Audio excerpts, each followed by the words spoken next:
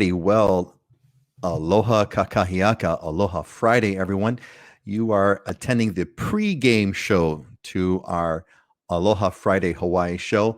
If you are watching this after the fact, if you're not watching this live, you could actually fast forward about 5 minutes. But if you're here with us live, then we want to welcome you to our little pre-game show. You'll notice there's only two of us here for today. Scotty, first of all, how's it going there, Scotty? Good. Nice day right here at the base of Diamond Head. It's a little muggy today. The trades aren't blowing quite as hard today, so you can feel the humidity a little bit more, but it's good. A little bit of humidity, but everything's relative over there. And our regular guy is back. Jim, how's it? Jim's been here every single show. God bless you, Jim. Welcome back. Good to see you. Yeah. So let me explain to everybody kind of what's happening for today and why there's only Scott and I. Dylan Nonaka, our other good friend, is serving our country. He is part of the National Guard, and he was actually planning on streaming in today. But there's been the nature of the game has got a couple of developments, and he's not been able to attend. So, Dylan, thank you for serving our country. We really appreciate your dedication, and we wish you well. And we're going to see you at the next show in 2 weeks. Also, we've got who else is coming around? Heidi, our Maui girl. Heidi's on vacation. She's enjoying a vacay, and we tried to bring her on board. We did bring her on board, and she'll be with us at our next show as well. So, Scott, I apologize. It's just you and me today, man. It's just going to be you. Yeah. Well, the good news is the rest of our guests didn't get blown away by a hurricane, right? We all escaped that one. How about that one? Did we get? There's Teresa. Hey, Teresa, welcome back. Good to see you. This is great to have like our regulars, like part of the family here. We're kind of gathering around the campfire there. And James, how's it, James? Good to see you again. Everyone's kind of gathering around for our little discussion here. Terrific. Yeah, did we get lucky? I couldn't believe what I actually posted a video on the channel about the weather in August and hurricanes. Like that was, there were sirens going off at 11 o'clock, right? It was like, make your final preparations. This thing is coming. Man, did we get lucky. Unbelievable. Not only lucky, it was actually almost a strange feeling and a strange pattern of what happened.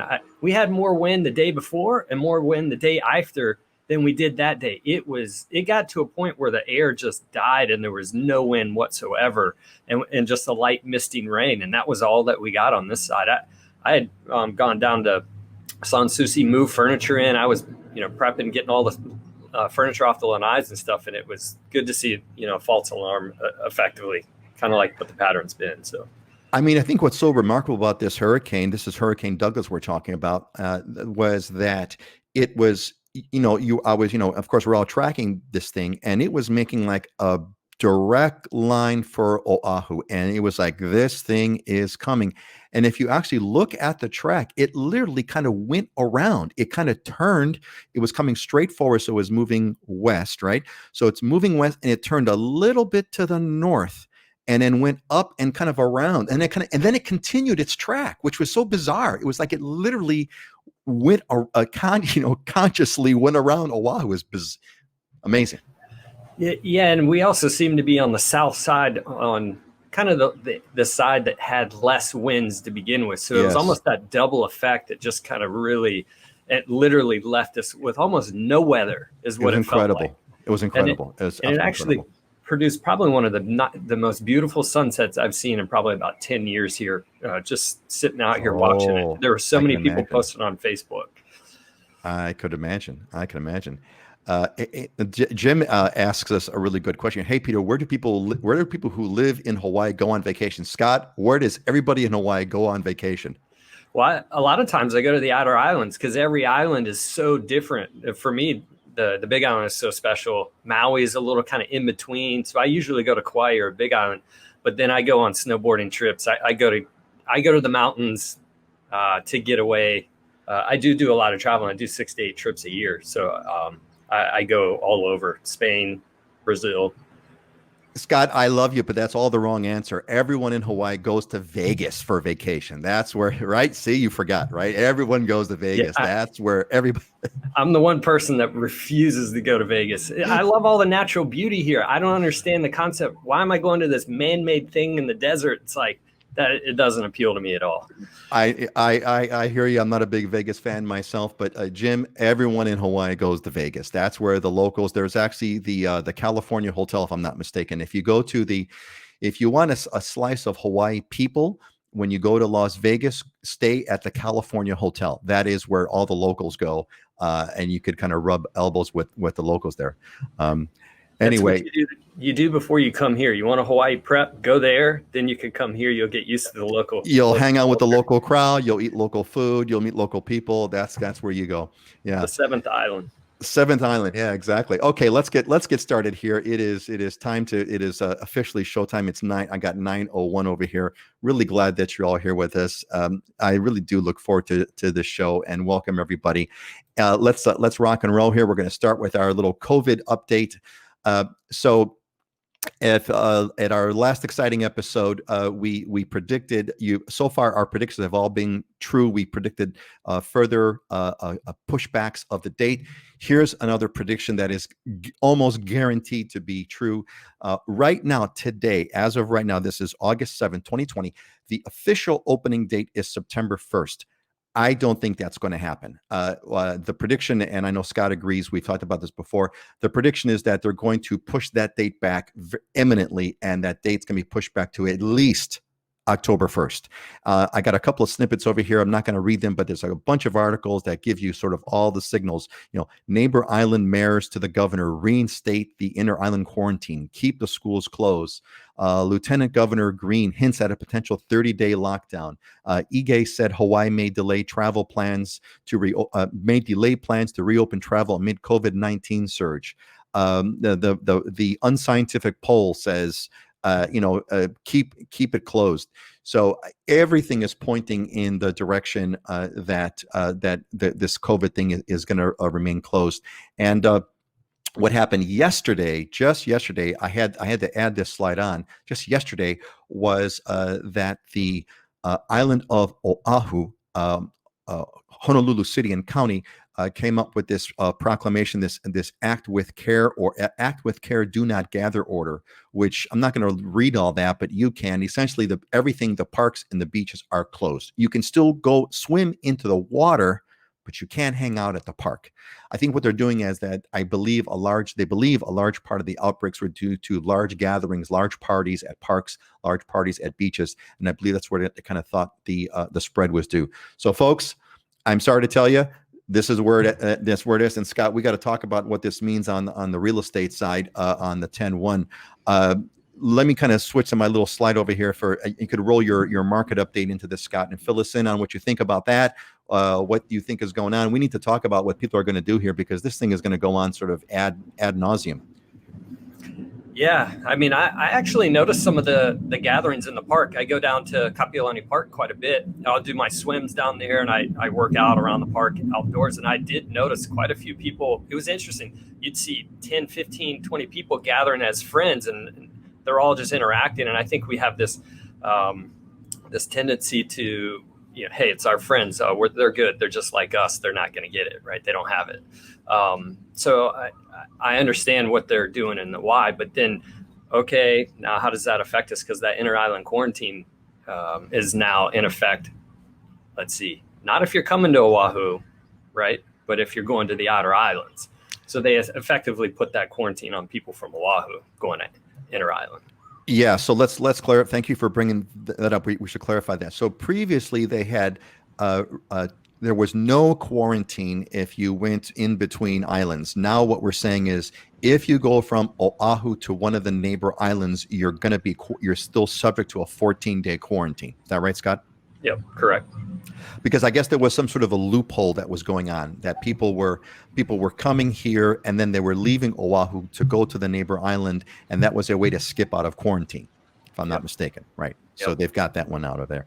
So yeah, that's a bummer. So it is what it is. So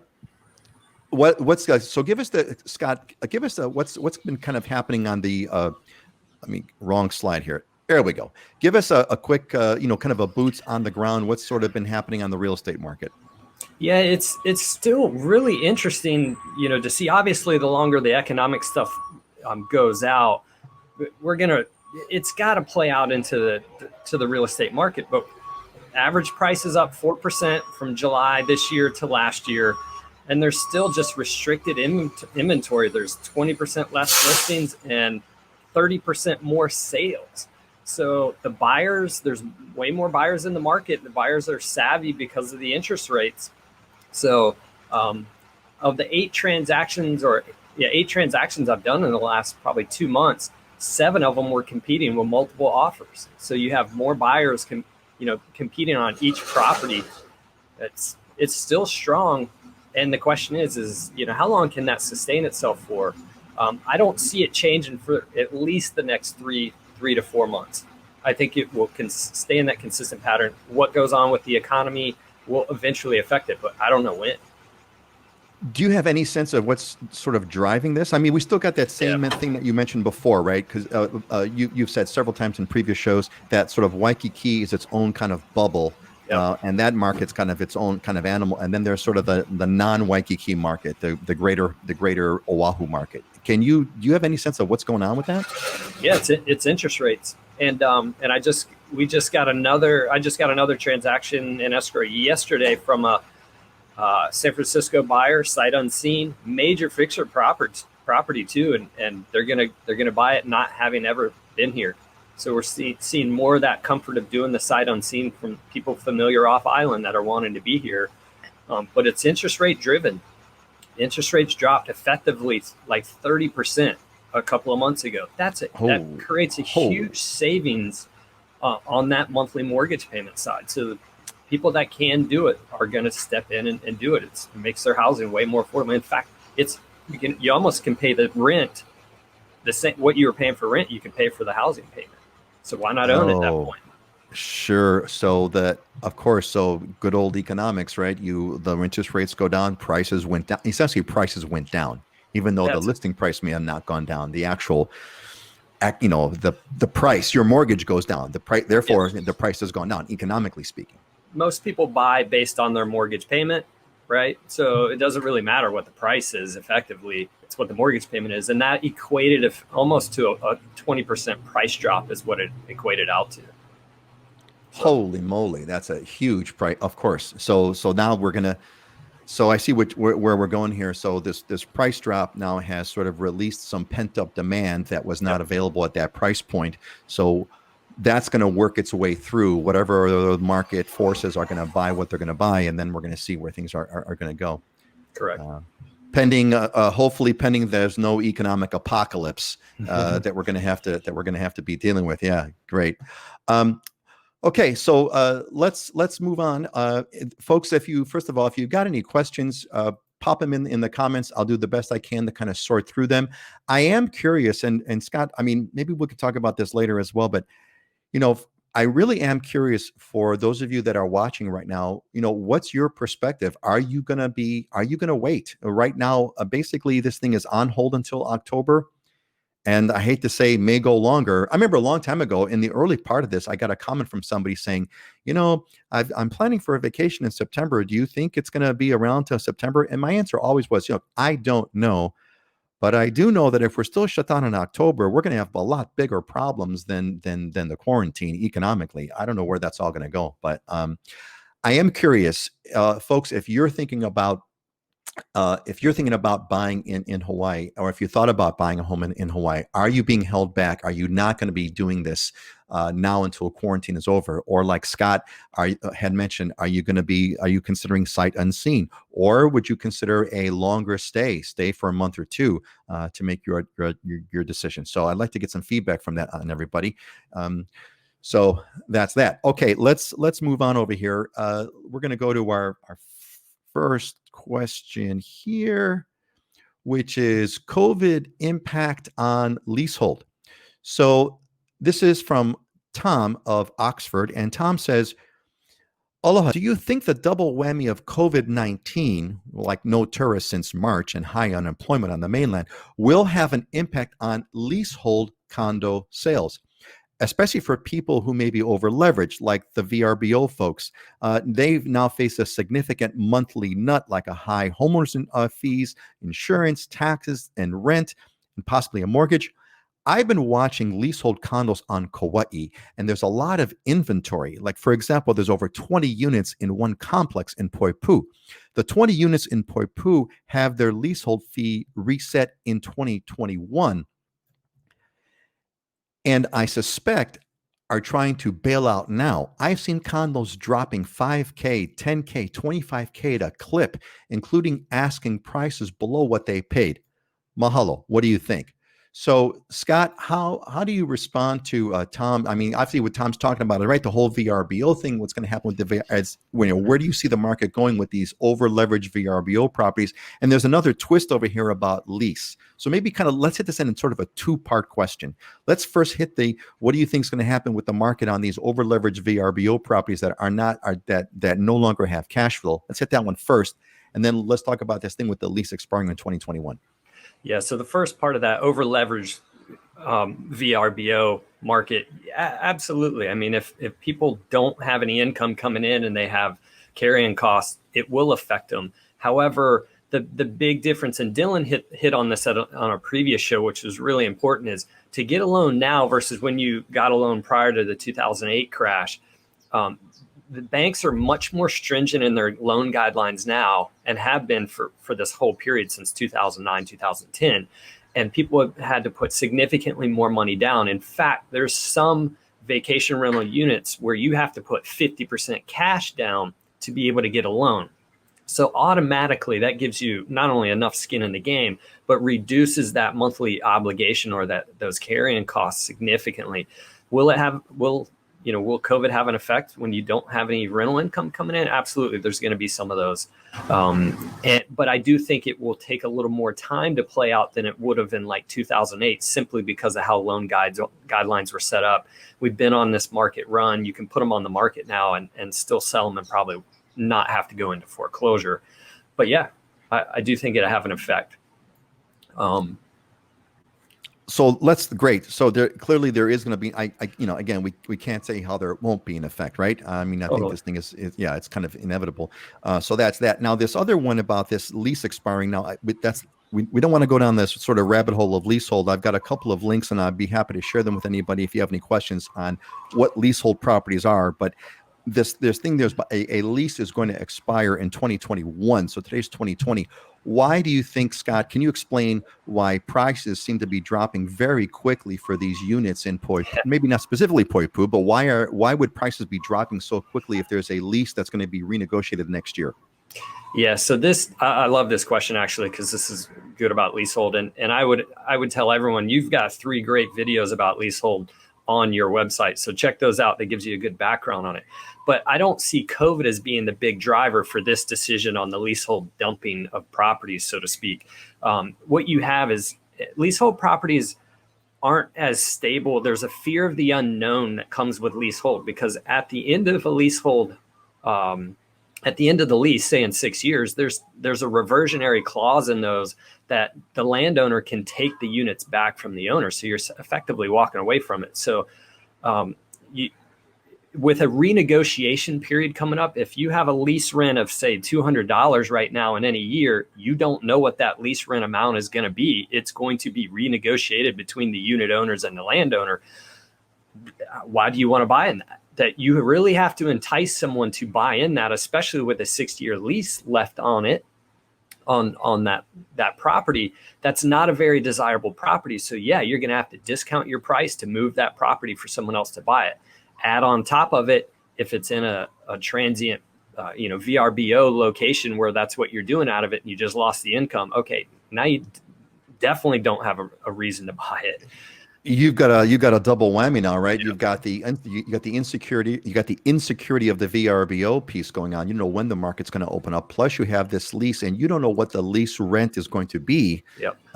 Going after this. One thing I mentioned in one of the videos is, if the last time the lease was negotiated was 20 years ago, you've got 20 years of pricing that's going to be built into this next lease payment, and you might have a skyrocketing lease. You have no idea what's going on. So that's why the prices are plummeting, And 15, 20K at a time.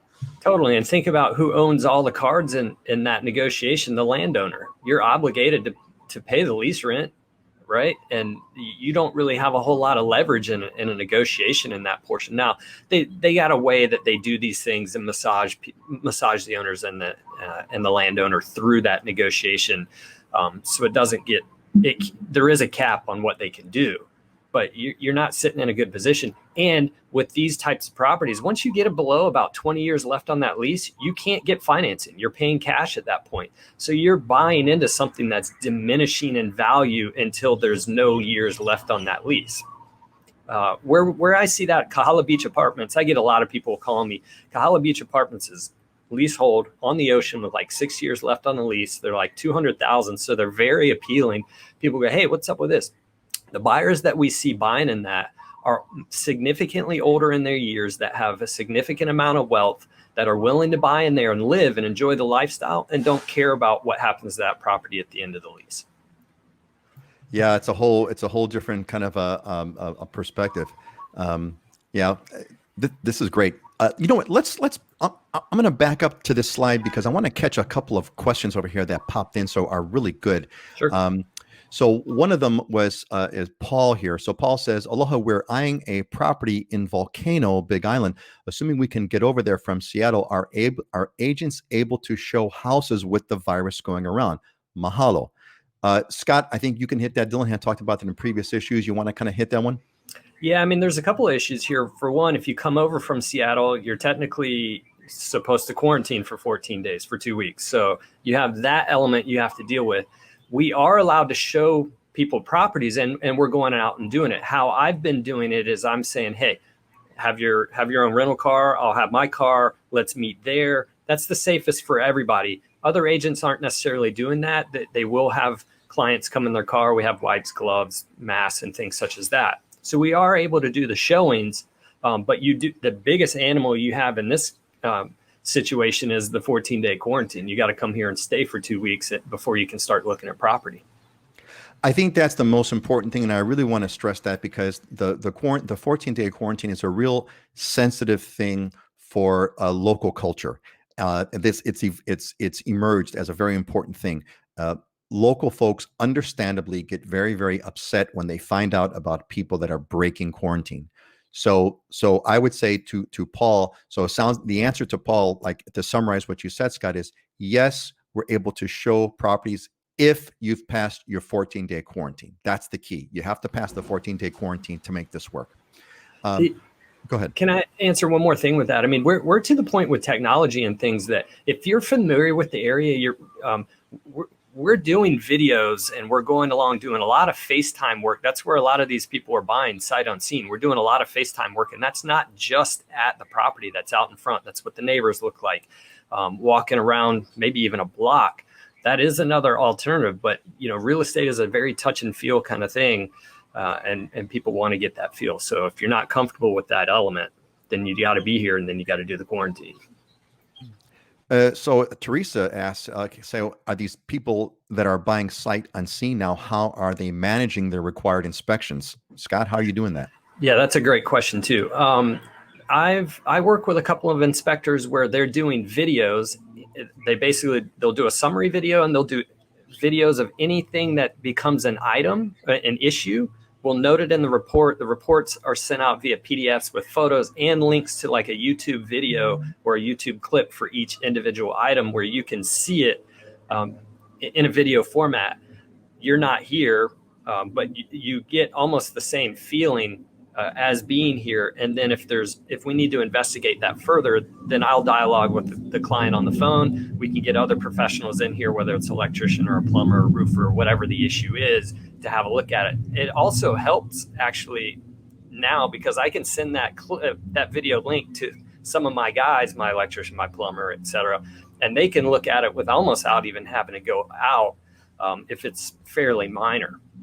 So it's actually helped the process. Yeah, that's interesting. We have another one over here, and I wish that Dylan, you are missed. We got James Menard says, I've been looking at the 3 acre lots on the Big Island in Kohala Ranch as a place to build. Thoughts on this area? Now, Scott, normally, Jason, our Big Island expert, Dylan Nonaka, is usually would take this question, but you did pop it in. Scott has lived on the Big Island and he is familiar with the area. That doesn't have the boots on the ground that Dylan does. But Scott, can you speak to these 3 acre lots in Kohala Ranch? Absolutely. Love Kohala Ranch. It's a great spot. It's actually right up about a half mile up the road from my family's restaurant. Yeah, I mean, the main thing to consider with Kohala Ranch is that it's a private water system, and the water there is significantly more expensive than it is from public water system. So that's the main thing you need to look at and understand is how they handle the water rights in that area and the cost of it effectively is what it is. But it's a gated community. They're ag lots. So they have 3, 5, 10 acre, 20 acre parcels that go up the hillside.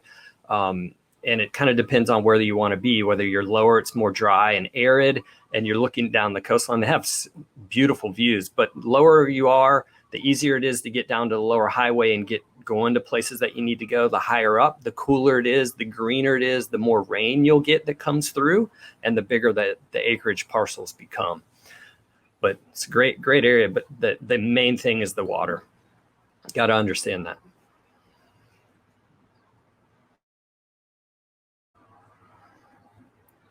Got to have the microphone on, even though my screen tells me I'm muted here. Sorry about that, everybody.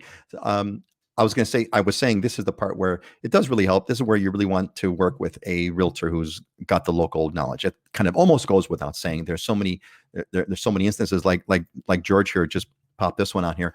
I've seen homes on the Big Island that look very nice on the inside with nice landscaping, but when they have a picture of the surrounding properties, it's all black from volcano damage. I don't know if I call that volcano damage, but black from lava flows.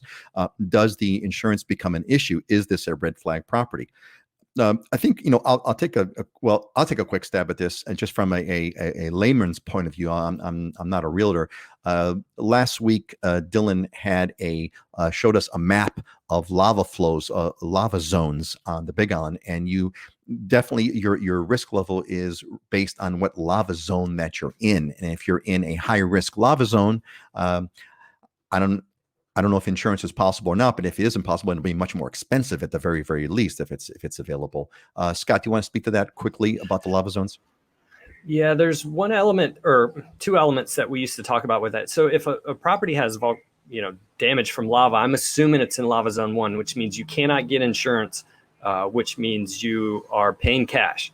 If you're in, and Dylan said last week when I asked him the question, hey, when I was there and I did real estate, lava zone 2 meant you were going to Lloyd's of London to get insurance. If you want to get a loan on a property, one of the conditions of getting a loan is that you have to have the hazard insurance on the property. If you can't get the hazard insurance, you can't get the loan. So that's where insurance becomes really important when in buying a property in the different lava zones. And that's why I asked Dylan that question last week. But Dylan did say lava zone 2 and up, you can pretty much get regular insurance, which means you can also get financing on those properties. So basically the word is you want to know where the lava zones are. Yep. You want to look at that lava zone map, and you want to certainly stay out of lava zone 1, which is, lava is oozing onto the property practically. And 2 and up. That's the quick and short answer. And I've always said 3 and up. In fact, in fact, this Aloha shirt is a Nanny Goose shirt, which I bought a lot on the Volcano Golf Course, which was lava zone 3. I was half mile from the actual Halimau going off, but I was uphill and I was in lava zone 3. So a much safer place. In fact, there's areas on the Kono side that are the exact same lava zone. I always looked for 3 and up for myself. Yeah. I mean, I can, like hard to disagree with that one. This is by the way, I just want to thank everybody. The questions are great. They're making the show fun. We've got a lot of questions planned, but I like the live ones are the best. So here's one from Michael. Said, would you guys agree that it is more likely than not Hawaii will not reopen to mainland visitors this year? Oh, God help us, man. God help us. Scott, what's your sense on that? Well, I will say that I have not been real thrilled with the governor's how he's been speaking for a while, but I do believe I noticed a change in what he's been saying in the past 2 weeks, 2 to 3 weeks, and I feel like he's getting significant pressure at this point from the economic side, and I do think we're going to start to shift in that direction more dramatically at this point. I think there's starting to be too much pressure on him to open things back up to the tourist, and I see it prior to the end of the year, personally. Yeah, so if I had to make a prediction, I would say that Hawaii will definitely be reopened to visitors before the end of the year. If this goes until January 1st, I mean, Hawaii's economy is primarily dependent on tourism, and that doesn't just go for local jobs. Scott, to your point, the governor is looking at his own budget, and he's realizing Hawaii has a constitutional clause that states that the state's budget must be balanced, and so he's got to work with the money he's going to have, and he's seeing that that money is vaporizing at an alarming rate. I think they already talked about they have got something like $2.3 billion in cuts that they're going to have to make for the upcoming fiscal year. These are huge deals, so there is going to be motivation. So Mike, I think to Michael, to summarize the answers, I think we believe that it's going to open up before the end of the year, generally speaking. When and what the conditions are and how it's all going to fly, can't really tell you. But that's the general one. James comes back with a good one. In the current in the current market, how much better is it if you are an all cash buyer? Scott, does that matter now? Oh, absolutely. I mean, if you're not having to get financed, loan guidelines got tighter once COVID happened. And in fact, in this last transaction I just closed in Kailua, the lender was scrutinizing any decrease in pay on the buyer's side much more than they had in the past. So if you're a cash buyer, it's going to give you a better position because you eliminate the financing contingencies, which can be problematic. When you're getting into multiple offer situations, which is a majority of a lot of times what we're seeing over here, it doesn't mean that you're going to be able to save on the price, but it does mean you're probably the strongest buyer competing with everyone. And if you have two similar priced offers and yours is cash and the other is financing, the seller is most likely going to go with the one that's cash. You can also close faster. I mean, I closed a cash deal in 12 days one time, where financing is going to take you 30 days plus. So there's another element to that you can negotiate which is that closing time frame. I think the big thing that struck me when we talked about this previously was how much more strict that lenders are being, how much they're really doing their due diligence, again, like a couple days before closing. Yep. And so there's all kinds of issues over there. Great. I think we touched on this earlier, Matthew. Will current difficulties lead to lower prices? I think the quick answer to that is they haven't materialized yet in some markets, but they have shown themselves in other markets. Scott, did you want to kind of hit this one real fast? Yeah, and I love answering this one because I look at it this way. Lower prices just happen, and we talked about it earlier. It's in the interest rate, and it's in a lower mortgage payment, and it's to the tune of 15 to 20% is what it equated out to in that mortgage payment savings, right? It equates out to basically a 20% price drop, which has rarely happened in our market from an actual pricing standpoint. I see it happening in Waikiki, your second home markets where there's vacation rental units, and that's essentially what you're doing. You're not doing the long-term rentals, or you're not in workforce housing, local housing. But I don't see it in the short run, and I'm not paying attention to that because the borrowing power has gotten so affordable. I feel the discount has come already, and I'm taking advantage of that to set myself up for the next 10 years in owning the property. Yeah, excellent. Thanks, Scott. That's a great response. So Teresa asks about, she says, Peter, speaking of utilities, Peter, in one of your videos, you were talking about the electrical infrastructure and how outdated it is. I had that in my video about hurricane planning. got me to think about gas and electrical out there. Are there several utilities to choose from, or is it a monopoly where everybody buys from one company? Quick, short answer is it's a monopoly. There's only one electric company on each of the islands. Gas is an incredible rarity. Gas is really, I don't know if, here's the funny part, Scott. I'll share this with you. This is something that you don't know. The home we live in is one of the very, very few homes anywhere that has gas. We actually have gas in our home. Just about everyone has electrical appliances everywhere. It's piped. I have it at Yes, 6th Avenue in Cabo Hulu. We're putting in, piped. I have the gas ranges, and it's dirt cheap. I mean, we were paying $25 a month for the gas on the Yeah, back house. it's awesome. Yeah. Yeah. So, long story short, yes, it is. It is definitely it's a monopoly. Like most utilities, I'm not too sure what it's like on the mainland anymore, but that's that. Okay, this is great questions, folks. Just love the feedback. It's just absolutely fabulous. And it looks like we got there was great great response there, Scott. I'm sure that Matthew Daniel Green appreciates that. Excellent. Let's move on to our next question over here, which is the permit process. So this is from Mike in San Francisco, and he says, Mike says, what's the permitting process for a home remodel in Oahu? How much time does it take to obtain a permit? And are there any hoops to jump through? What is the range of cost per square foot for remodeling?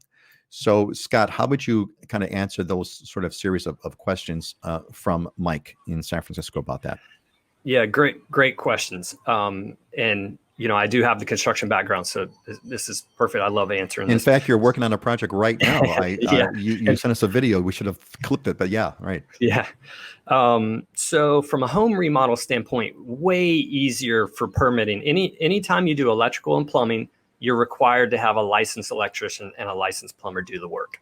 Now, if you're doing plumbing and electrical work, it's easy to get those permits where there's modifications, because essentially the plumber or the electrician goes online and pays for it immediately. They can get the permit, and it's usually not too expensive, maybe around $500. And then they can go ahead and straight do the work. A building inspector will come out, or an electrical or plumbing inspector will come out at some point, or they don't, or they just sign off on it if it's fairly minor. That's easy. If you get into a standard remodel on a home on the interior, where you're replacing the kitchen with a kitchen, replacing flooring with like kind flooring, you aren't required to get a permit, and the companies will just come in and do the work. If you're doing a significant redesign, blowing out, let's not even get into blowing out a wall, but if you're changing up the kitchen in a significant way, you're supposed to get a permit. That could take about 2 to 3 months because you're having to do drawings, but it's an easier process of submitting those plans. Anything on the exterior of the building, meaning siding, windows, or doors, you have to go through a permitting process. You're going to have drawings done and submit. That's a 2 to 3 month process. When you get into structural, or you start making alterations or additions, now you're going the full-blown route, where you're going to have to submit, and you're looking at a 6 to 9 month permitting process. As far as cost per square foot, you can get remodels done $80 a square foot up to about $200 a square foot. You can go beyond that, depending on, it's all about your material finishes at that point. But you're roughly 80 to 200. If you're just doing a standard remodel, 80 to 125 bucks a square foot shouldn't be too difficult. Should be fairly easy. Excellent. That's it's kind of it's kind of fun, Scott, frankly, to send these questions and kind of hear you sort of like rattle off all the answers. There's definitely sort of an expert, a guy you've been doing this for 20 years now, right? So it's kind of fun to kind of see that. It's always fun to see expertise at work. It really is. Yeah, to give people a perspective, because I love learning and I love real estate. So I'm constantly, before my second development project, I had 13 construction books sitting on the side of my bedside table. And in under 9 months, I read through every one of them because it's diving in, it's needing to know this stuff. And then you put a fire hose on the end of that construction project, from learning, from being out there, from doing framing, from doing foundation work. And that's the kind of thing that I do. And where it does is it translates over here on the real estate side, to where I not only have guys, but I also have the expertise now to be able to tell you, this is how this is done. This is what needs to be done. This is how long it's going to take you, which helps the consumer. Yeah, definitely. Excellent. Let's hit this is this slide is a great lead into I think a really important topic that I is one of the most asked things I get just about all the time, and it's about renting, getting a rental in Hawaii. So let me kind of hit this one. So this is from Ralph and Carly from Washington D.C. And they say, we'd like to rent a single family home furnished while we search for a home in either Oahu, Maui, or Kona. It would be great to have a month by month rental or a 6 month rental. Are there homes available with ocean views and maybe a pool in the $3,000 to $6,000 range? And I think what I want to touch on before having a conversation with Scott on this is that I get this all the time. People are saying, "Hey, look, I want to rent somewhere, but I'm having a hard time kind of renting it remotely. People aren't returning my phone calls. I can't seem to kind of do it.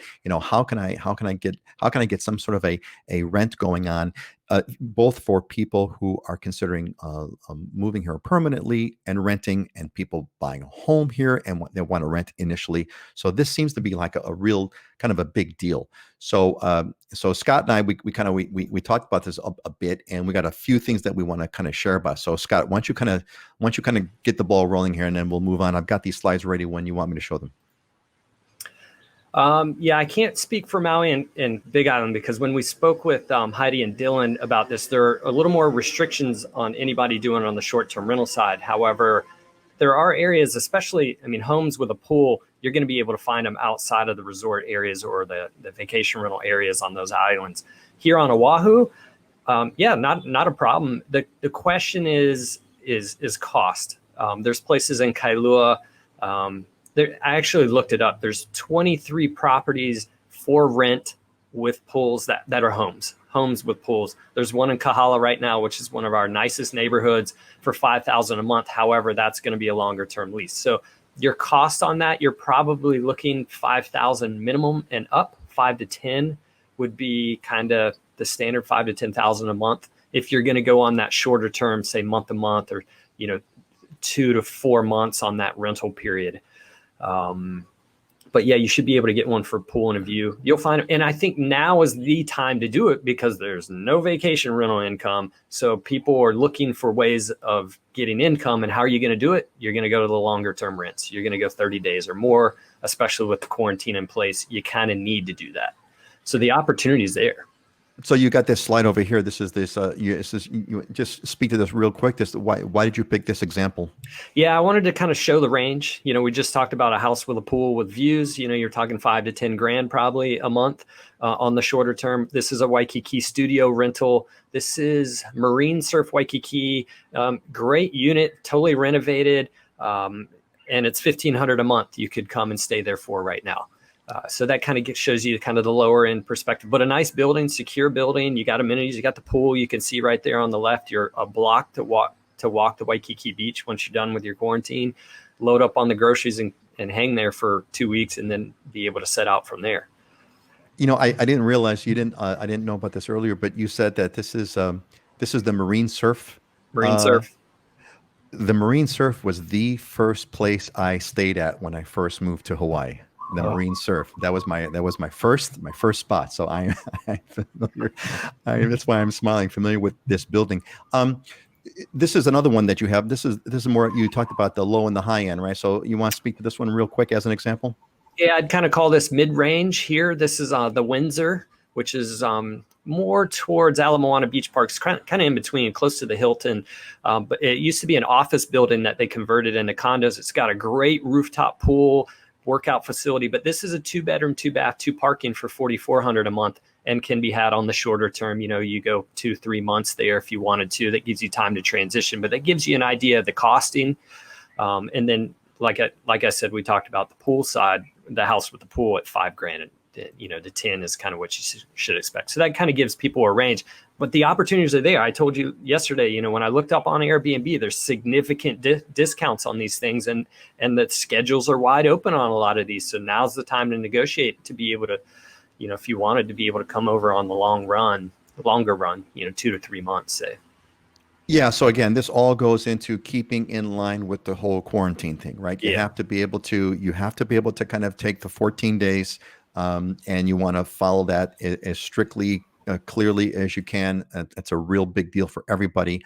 And we want to make sure that we're also supporting those rulings and those guidelines. But I think the bottom line, Scott, what I hear you saying is, if you're looking at doing what Ralph and Carly want to do, uh, a 6-month lease, pool and a view for the 3 to 6K range, the answer is, yeah, most certainly you can most certainly do so. And I'm not sure how the inter-island quarantine thing is going to work if you're on, and I don't want to go into that now because I'm not sure about, but you have to kind of make sure you'd be clear about that. If once you've gone to Oahu, if you've passed quarantine, but then if you go to the other islands, do you have to kind of re-quarantine yourself or not? So that there's some issues about that. But certainly, if you're on Oahu and you're searching around, you can definitely find a place for certainly a 6-month lease. And I don't know what about the month-to-month? Are month-to-months viable, Scott? Do you have any sense of that? They are. No, they're definitely, and there's Okay. definitely a need for them. We got plenty of people that want that scenario. For my rentals, I usually do 6-month minimum. I would transition that now differently. I would be open to less, but I normally do 6 months because I want to feel out the person. How are they to be in my unit, and what am I as a property manager to you? Am I to your liking? And it gives us a good feeling out period, and it gives you time to come here, get quarantined, start getting familiar with the island, go out and look, find a property, get into escrow for 45 days. 6 months is about a good time frame. 4 to 6 months is about what you need. Excellent. I'm going to bring up Matthew. Followed up with a couple of things here. Specifically, we're most interested in the Big Island on the dry side. Matthew, you're on the YouTube side. Grab any of the videos in that YouTube channel. In the description, there's a form. You can click on the form, get on our list, because you definitely want to kind of be talking with Dylan, who born and raised and lives on the dry side of the Big Island. We've also got a lot of videos on that channel that talk about the Big Island as well. So definitely with you want to work on that. Scott, real quick, we've talked this in previous videos, but if you could kind of hit this one real fast, how does the cost of building on a lot compare to buying a house? Yeah, that's a tough comparison. I mean, you're building brand new versus buying something that's a little older that needs maintenance. But yeah, I mean, I can talk in cost per square foot because part of it depends on what do you acquire the land for, how do you structure your building. But the building costs are typically minimum $200 a square foot to build here. Up to 400 is kind of the general range, and then above that, it will go up to $1,000 a square foot for custom. Once you get above $400 a square foot, you should be more in the significant custom range. But as far as comparing it to that, to me, they're two different animals. When you're buying a resale home, you can move in immediately, or you do some light modifications, light repairs, and there's significantly less energy and effort that has to go into that. You get into new construction, you're going through 6 to 9 months worth of permitting, how long for the design process with your architect, you go back and forth.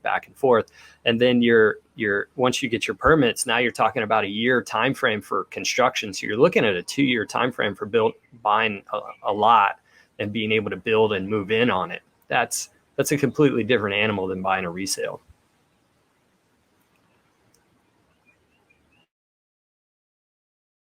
Oh, there you go. The old unmute your mic. I should be better at that. Anyway, so let's do this. Let's see. We got about 17 minutes left. I think I want to switch to. I think there's a couple of quick questions that have come in. I want to pop this into a lightning round. So what we want to do with our lightning round, Scott, this is like really, really quick, really, really fast answers, quick questions, fast answers. And we may have actually kind of covered them to one degree, but let's just kind of hit this one first. First is the cost of utilities. So Babette, who's apparently from Honolulu on the Big Island, says, how do the cost of utilities like electric, water, sewage, internet, cable, etc., differ from island to island? Does each county pretty much pay the same as a whole, or does it vary according to location or zip code on each island? Scott, what's the quick answer on that one? Yeah, I'm not sure how the outer island utility costs run. I mean, as far cable and things like that should be pretty standard, but electric, I'm not sure. I mean, for this kind of condo running an AC 100 to 150 a month for the electric. A single family home is probably going to run you 2 to 450, depending on how much you run that AC. If you got PV, then you can, photovoltaic, then you can significantly reduce that cost. And then, like I mentioned before, I have the client in Kohala who has 5,000 square feet and a grand piano and needs, everything climatized to a certain temperature. And he was running 1,500 a month on the electric bill. So I think the answer is that, it's not the same company. It's not, one thing's for sure, it's not the exact same rate. The rates do vary, but it's going to vary by a lot of things. It depends on what you've got, but there is no, one rate or one size fits all. It will be different. Next quick question from Geneva, Switzerland. Which neighborhoods in Oahu have fiber optic internet? Now, interesting to me is like, I wonder what's the real question over there, because I don't know if why would you want, I have a technical background, so why would you want fiber optic internet? I think what they're really asking for is high speed internet. I can quickly answer that. It really does depend very much on the neighborhood. There's a lot of varying factors. How close you are to there's various parts of the way the network is configured on Oahu. Some parts of Oahu have, gigabit available speeds. Gigabit is extraordinarily high speeds. Other parts of the island have lesser speeds. Some parts are only served by cable modems. Some parts are served by the phone company. Some parts are served by the phone company. Some parts are served by the cable company. It really does depend. But the general answer is what you're really, I believe you're asking for, is which neighborhoods on Oahu have high speed connections. And I would say it varies. You have to find out, but there are neighborhoods all over Oahu. Oahu probably more than any of the other islands that have a high speed internet. Let's get the next one here. And Scott, if you want to kind of follow up on my previous one on this next question, feel free, but let's just kind of move on to this next one. Illegal improvements. So this is from Joanna from Cantwell, Alaska. And she says, she asks, if a property has unpermitted improvements, such as additional bedrooms or buildings, how can that affect new owners? Can things be approved retroactively? Yeah, I heard the chuckle there, Scott. Go for it. Yeah, it's actually fair. Unpermitted things here in Hawaii are fairly common, especially with, people want to avoid the nightmare of the permitting process. A lot of times they'll do that. And I would say it's kind of an accepted practice here in Hawaii versus what we grew up with on the mainland. Can it affect you? Absolutely. Getting a loan, the appraisers aren't going to consider it as a part of the square footage. If it's too egregious, then the lender could say, we're not going to lend on this. We're not going to give you a loan. It could be, or it has to be removed prior to you getting the loan. So absolutely, it can affect you. Can you get it done retroactively? Yep. You got to, which is a little harder process. They're going to scrutinize you more. And so something that maybe was added 10 years ago, essentially what's going to happen, you're going to have to get the plans and permits, and everything's going to have to be brought up to today's code. So even if they built it 10 years ago unpermitted, to that day's code, you may have to change it. It could be your electrical, your plumbing, all has to change. So it sounds like what you're saying, if I could summarize that, it sounds like if you've got something that was built, whenever this thing was built, if it was not permitted, you're going to go through the permitting process as if you built it today, and it's going to be evaluated as if you built it today. Is going to be essentially.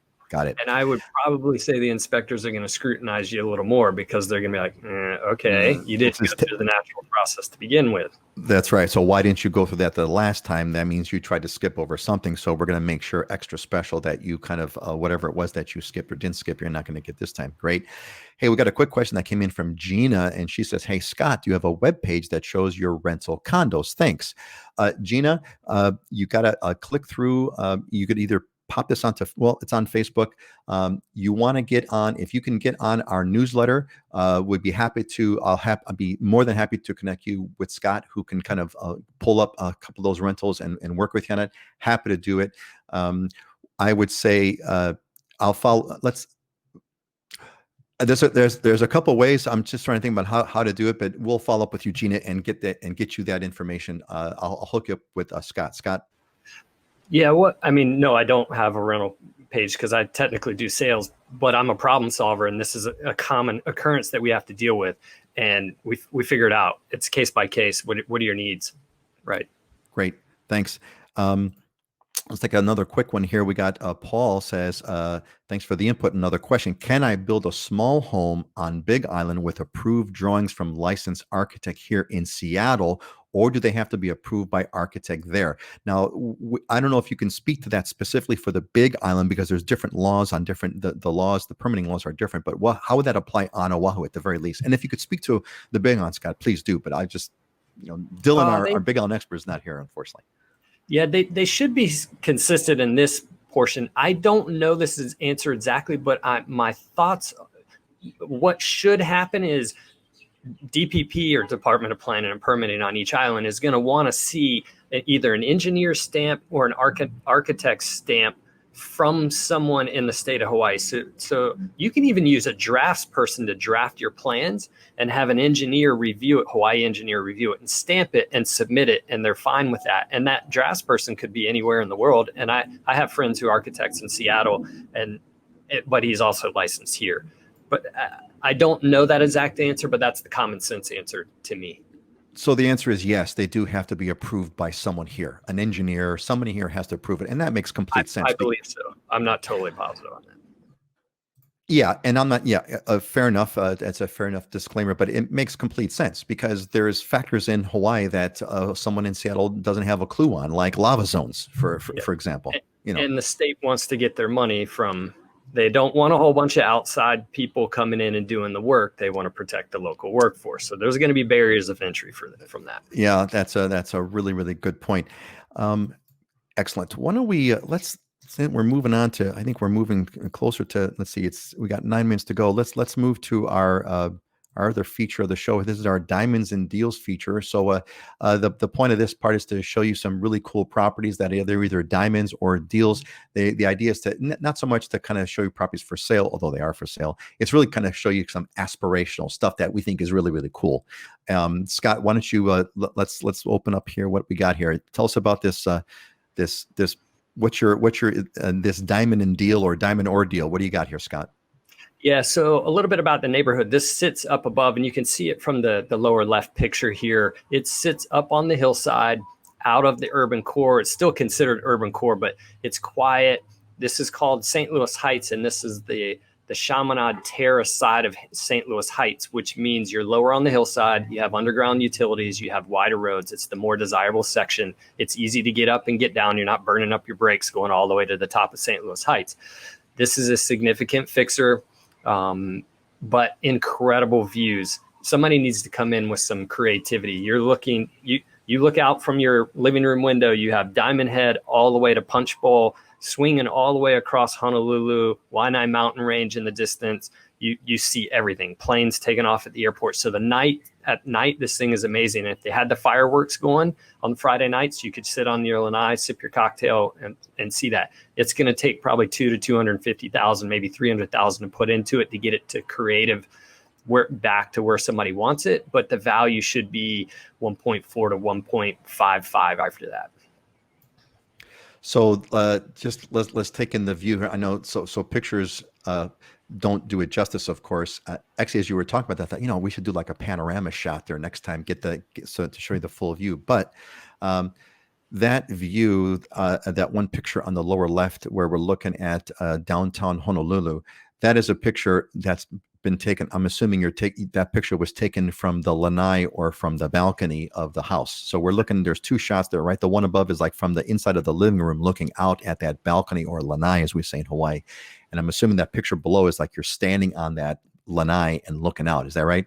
Yeah, that's correct. And you can see in the one up above it, the city skyline is perfectly framed into that in that window. The house was an original, or it was a custom architectural design back in the 1960s. So they designed it really well at that time for capturing all this. And now it needs someone to come in and with a blank slate, blank canvas, and put a new imprint on it. And I can only imagine the evenings over there with the having the city lights has got to be just really stunning. I mean, it's beautiful views day in and day out. Yeah, this sits almost straight back from Diamond Head to give kind of people a perspective. And if you get up on the top of the ridge here, it's interesting. You're probably about 5 degrees cooler That's They're right. Good up point. up towards the top, and I've sat at a friend's house on his lanai having cocktails, watching those fireworks, sitting out, watching the sunset go down, and I don't hear anything. And you're in the urban core, right? That's classified as the urban core. 5 minutes down the hill, and I'm right in the heart of everything.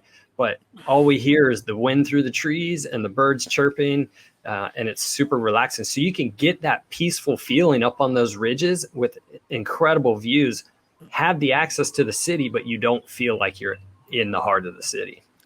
I think that's one of the most well. Lauren agrees. Lauren would love that house, and I'm with you, Lauren. I think that's the part. One of the things you touched on this, Scott. I think one of the things I really love about Oahu is that you can be sitting kind of like on the brink, and you got this urban view, city view, but yet you yourself are sitting in like a jungle. You're like right in nature. That always really struck me when I first moved here, and I would take these hikes. There's some amazing hikes in that area, and you'd swear you're in the middle of a rainforest in the middle of nowhere, but you look over it, and they're like you could peek through the trees, and boom, you see the city right there. It's like, wow, that's so trippy, because that's not the mainland experience. In the mainland experience, the cities are sprawling. So if you can see the city, you're in the city. There's no place where you got that. Yeah, and at the top of almost every one of these ridges is some kind of either park or access to hiking trails. Right up off of Peter Street at the top of St. Louis Heights, there's the actual park, and then there's a ton of trails, and they all connect up to the top of the Ko'olaus. And I actually know some people that have hiked the top of the Ko'olaus from ridge to ridge to ridge, and it's a little bit dangerous, but yeah, I mean, there's some great parks and quiet spaces up there that you can get out into nature and really enjoy what Oahu has to offer. It's really amazing. Cool. Hey, folks, it looks like we're coming to the end of another show. This really went well. I loved all your questions. It was great interaction. Scott, thanks for doing this with me again. It's great fun. I want to promote livinginhawaii.com. If you haven't gone to the website yet, make sure you go there, get on the newsletter. We send out newsletter updates every Wednesday. We tell you about the show that's coming up. We're going to see you in 2 weeks at this show. Scott, any kind of final closing thoughts you want to share with everybody? No, I just appreciate everybody joining in and submitting the questions. I love answering them on the fly. It keeps me sharp. It's a lot of fun. It's actually a lot of fun. It keeps the show moving. All right, folks. George. Hey, George. We're glad you're here with us, and we're going to see where our audience is. Our fun audience is growing, and we look forward to seeing you all here next time around. Yeah, Jim. Thanks, Jim, for being here. We love your support, and I guess with that, we're going to bid you aloha.